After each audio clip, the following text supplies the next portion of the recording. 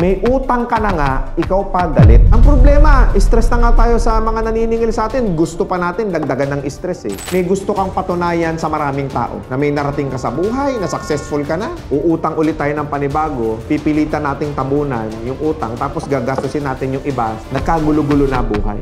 Marami ho nagpakamatay sa utang. Marami ho ang nagsasabi sa atin na ang utang ho ay parusa sa buhay. Na kapag ka napasok ka dyan, yan yung tipong pintuan na wala na raw exit hanggang sa tuloy-tuloy na. Alam nyo, totoo yan. Bakit? Hindi ba kayo nagtataka? Maraming nangutang nang ibinabayad nila dun sa pinagkakautangan nila is utang din. Tapos yung utang na yon inuutang ulit nila, tapos to hanggang sa patong-patong din po yung interest, patong-patong din yung sakit sa ulo, patong-patong na hindi na nila malaman kung ano ba talaga una nilang babayaran. Nagkagulo-gulo na buhay. Marami ho nagpakamatay sa utang. Marami ho nagkahiwalay ang pamilya dahil sa utang. Marami ho hindi na nakabangon dahil lubog na lubog, baon na baon sa utang. Bakit ba nangyari na nagkaganon ang buhay natin? Number one aspect na kailangan po natin tingnan is yung know-how natin pagdating sa pera. Ano ba ang pera? Yun ang gusto ko unang maunawaan natin. Ang pera po, it is actually just a piece of paper. Just a piece of metal. Nagkakaroon lang ng halaga yan kasi tinawag yan na currency at inaalaw ng mga gobyerno na magastos yan in exchange of what? Products, goods, services. Depende kung ano ang perception ng mundo doon sa perang hawak mo. Kaya po meron tayong tinatawag na foreign exchange. So what does it mean? Ang nakakalimutan ng marami, money is tool.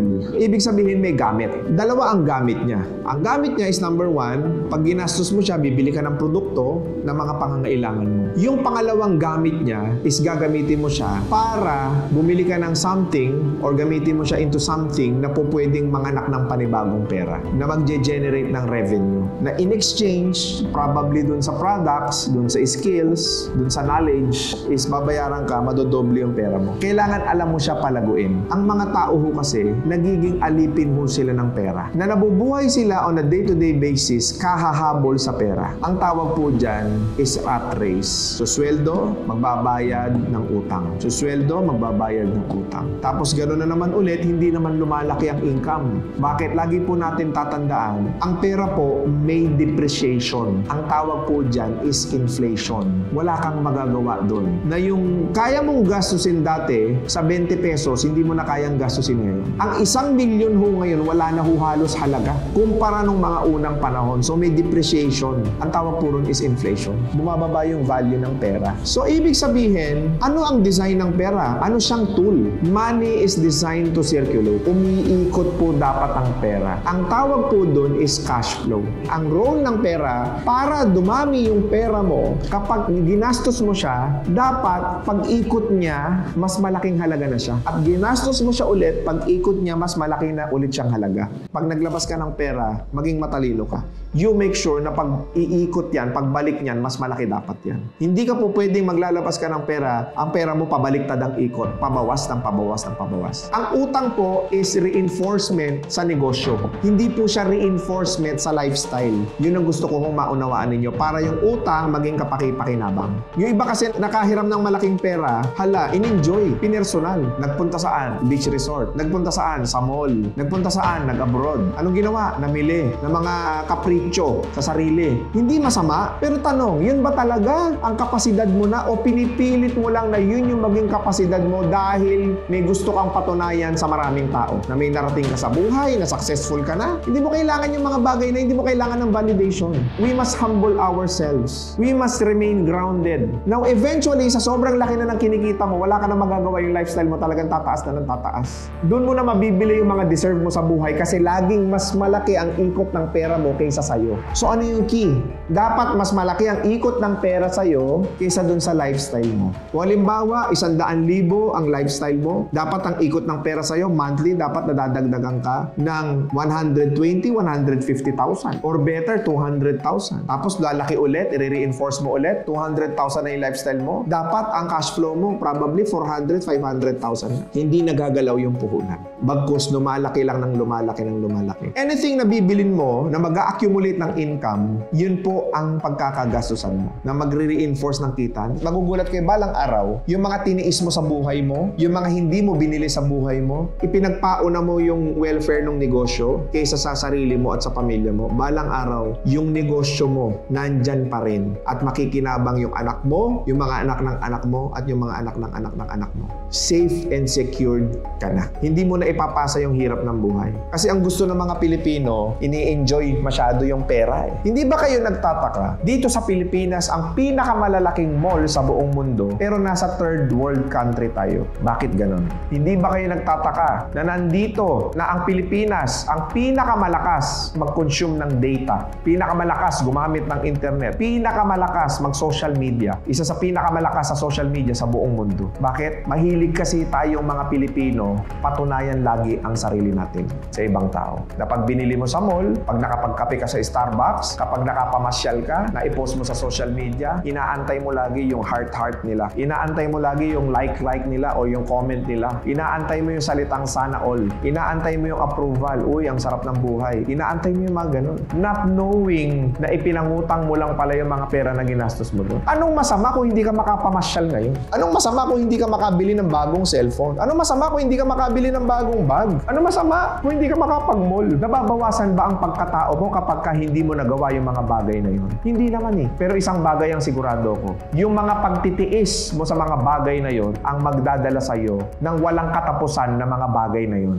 Kasi nagtiis ka ng maraming panahon. So yung utang po natin, huwag niyo hong pipilitin na bayaran ang utang ninyo na manggagaling din sa utang. Kasi tandaan mo, yung mga porsyento na naidadagdag sa inyo, panibagong bigat po yan. Sir RDR, ano gagawin ko? Wala naman akong kapabilidad na mabayaran yung pinagkakautangan ko. Ini-stress ako, pinipressure ako. Ano ba ang kailangan kong gawin? Isang bagay ang sigurado ko. Kung magpapakatotoo ka, may konsiderasyon yung mga tao sa'yo. Ang hirap kasi sa'yo, may utang ka na nga, ikaw pa galit. Ang hirap kasi sa'yo, ikaw na may utang, ikaw pa tong nagtatago. Ang hirap kasi sa'yo, ikaw na tong may utang, ikaw pa talaga tong may lakas ng loob na ipakita na masarap ang buhay mo. Mali! Kung may utang ka at hindi mo na mabayaran, simpleng-simple lang ho ang gagawin ninyo. Doon sa pinagkakautangan ninyo, magpakatotoo ka. Mars, wala akong maibabayad kasi lugi kami, bankrupt ako, zero kami. Ito na lang yung natitira kong pera. Kung ito ibabayad ko pa sa'yo, wala na kami makakain. Sa palagay mo, magkakaroon kaya ng konsiderasyon yung mga taong sinabihan mo ng ganun? Na nakita talaga nila na nandun ka sa pagtitiis? Na nakita talaga nila na wala ka talagang pera? Nararamdaman nila na totoo yung sitwasyon ng buhay mo na talagang hindi ka makabayad? Ang problema, stress na nga tayo sa mga naniningil sa atin. Gusto pa natin dagdagan ng stress eh. Uutang ulit tayo ng panibago, pipilitan nating tabunan yung utang, tapos gagastusin natin yung iba. Saan? Pang sarili. Kaya hindi lumalago yung pera eh. O ano ngayon ang nangyayari? Nga, walang makain, hirap na hirap. Hanggang sa darating ang punto, wala ka na ring mautangan. Ito masakit. Aawayin mo yung mga pinagkakautangan mo dahil gusto mo may sisisihin ka sa buhay mo.